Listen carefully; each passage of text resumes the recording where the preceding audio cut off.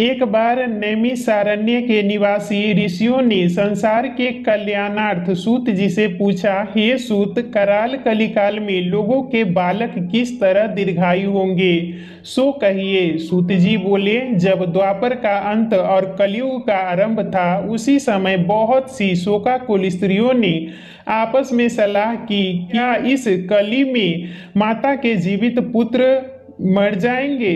जब वे आपस में कुछ निर्णय नहीं पहुंची तो उस समय गौतम जी आनंद के साथ बैठे थे। उनके सामने जाकर उन्होंने मस्तक झुकाकर प्रणाम किया। तदंतर स्त्रियों ने पूछा, हे प्रभु, इस कलिकाल में लोगों के पुत्र किस तरह जीवित रहेंगे? इसके लिए कोई व्रत या तप हो तो कृपा करके बताइए। इस तरह उनकी बात सुनकर गौतम जी बोले, आपसे मैं वही बात कहूँगा जो मैंने पहले से सुन रखी है।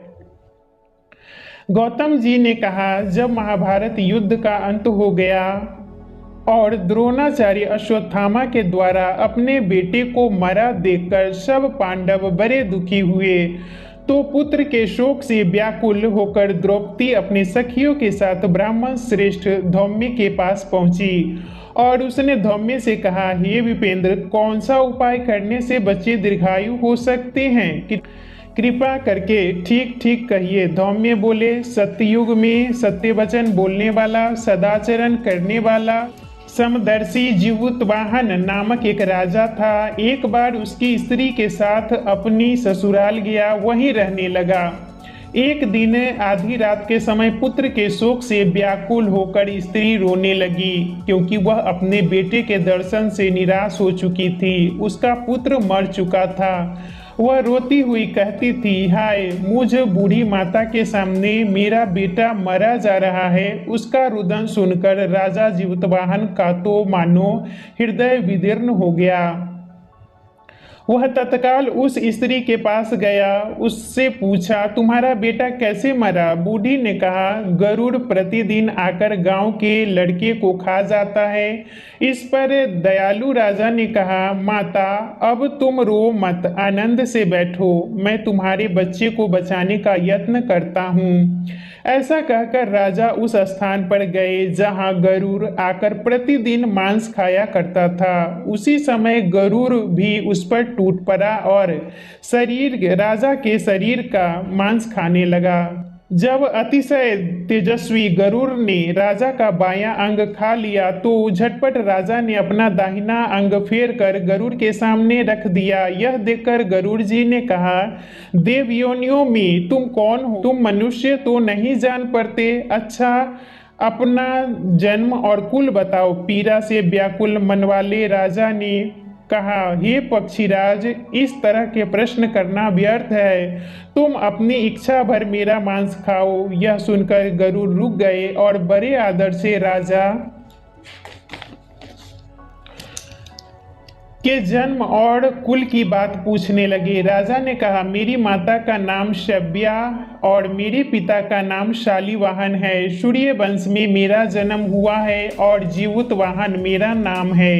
राजा की दयालुता देखकर गरुड़ ने कहा, हे महाभाग, तुम्हारे मन में जो अभिलाषा हो वह वर मांगो।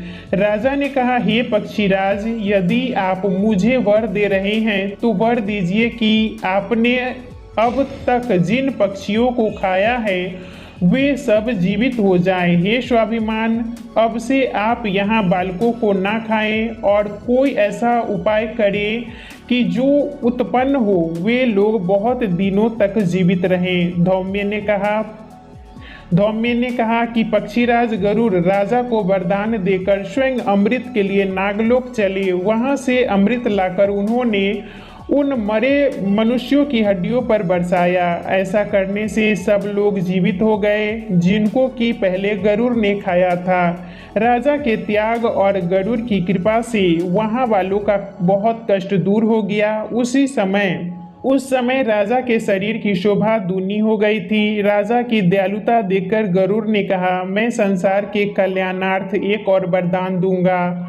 आज आश्विन कृष्ण सप्तमी से रहित शुभ अष्टमी तिथि है। आज ही तुमने यहाँ की प्रजा को जीवन दान दिया है। हे वत्स, अब से यह दिन ब्रह्म भाव हो गया। जो मूर्तिभेद से विविध नामों से विख्यात है, वही त्रैलोक्य से पूजित दुर्गा अमृत प्राप्त करने के अर्थ में जीवित पुत्रिका कहलाई है। सो इस तिथि को जो स्त्रियां उस जीवित पुत्रिका की और कुश की आकृति बनाकर तुम्हारी पूजा करेंगी, तो दिनों दिन उनका सौभाग्य बढ़ेगा और वंश की भी बढ़ती होती रहेगी। हे महाभाग्य, इस विषय में विचार करने की भी आवश्यकता नहीं है।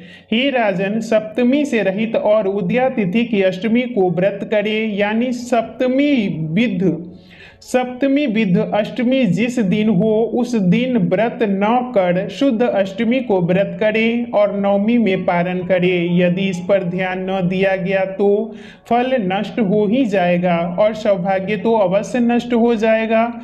जीवित वाहन को इस तरह का वरदान देकर गरुड़ वैकुंठ धाम को चले गए और राजा भी अपनी पत्नी के साथ अपने नगर को वापस चले आए। धौम्य द्रौपदी से कहते हैं, हे देवी, मैंने यह अतिशय दुर्लभ व्रत तुमको बताया है। इस व्रत को करने से बच्चे दीर्घायु होते हैं। हे देवी, तुम भी पूर्वोक्त विधि से यह व्रत और दुर्गा जी का पूजन करो, तुम्हें अभिलषित फल प्राप्त होगा। मुनिराज धौम्य की बात सुनकर द्रौपदी के हृदय में एक प्रकार का कौतूहल उत्पन्न हुआ और पूर्ववासी स्त्रियों को बुलाकर उनके साथ यह व्रत किया। गौतम ने कहा, यह व्रत और इसके प्रभाव को किसी एक चिल्ली ने सुन लिया और अपनी सखी सियारिन को बतलाया। इसके बाद पीपल वृक्ष की शाखा पर बैठकर उस चिल्ली ने और उस वृक्ष के खोते में बैठकर सियारिन ने भी व्रत किया। फिर वही चिल्ली किसी उत्तम ब्राह्मण के मुंह से यह कथा सुनाई और पीपल के खोते में बैठी हुई अपनी सखी को सुनाया। सियारिन ने आधी कथा सुनी थी और उसे भूख लग गई। वह उसी समय सबसे भरे हुए शमशान में पहुंची। वहां उसने इच्छा भर मांस का भोजन किया और चिल्ली बिना कुछ खाए पिए रह गई और सवेरा हो गया। सुबह वह गौशाला में गई, वहां गौ का दूध पिया। इस तरह नवमी को उसने पारण किया। कुछ दिनों बाद वे दोनों मर गई और अयोध्या में किसी धनी व्यापारी के घर जन्मी। संयोग से उन दोनों का जन्म एक ही घर में हुआ, जिसमें सियारिन ज्येष्ठ हुई और चिल्ली छोटी। वे दोनों सभी शुभ लक्षणों से युक्त थी, इसीलिए बड़ी लड़की काशीराज के और छोटी उसके मंत्री के साथ ग्राह्यपत्य अग्नि के सामने विधिवत ब्याही गई। पूर्व जन्म के कर्म फल से वह मृगनयनी रानी हुई। जिस किसी भी संतान को उत्पन्न करती वह मर जाती थी और पूर्व जन्म की बातें को स्मरण करने वाली मंत्री की पत्नी ने अष्ट वसुओं के सदृश तेजस्वी 8 बेटे उत्पन्न किए और सभी जीवित रह गए।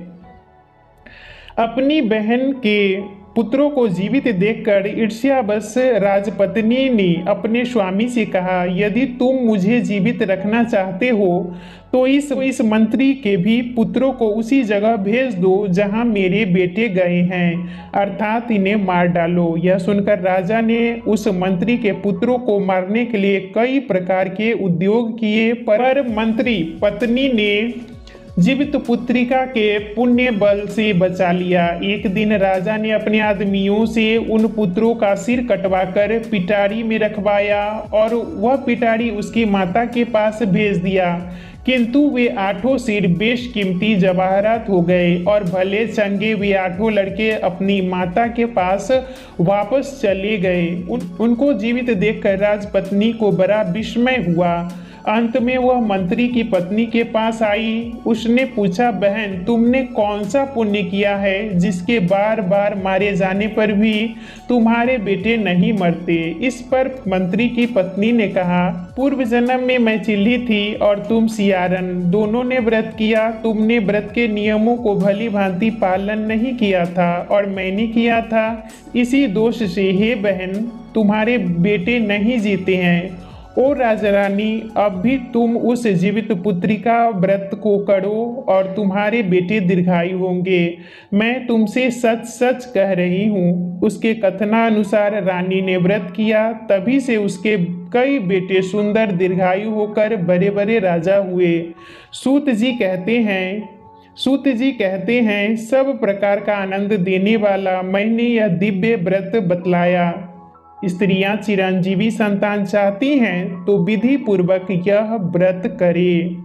तो जितवाहन भगवान की जय। और ये कथा हमें जरूर सुननी चाहिए। अगर हम ये कथा नहीं सुनते हैं तो हमारी जो व्रत है पूजा अधूरी मानी जाती है। तो आप लोग व्रत में कथा जरूर सुनिएगा। तो आज का वीडियो यहीं तक था। फिर मिलूंगी एक नए वीडियो में। वीडियो अच्छा लगे तो इसे लाइक कीजिएगा, मेरे चैनल को सब्सक्राइब कीजिएगा। फिर मिलूंगी एक नए वीडियो में। तब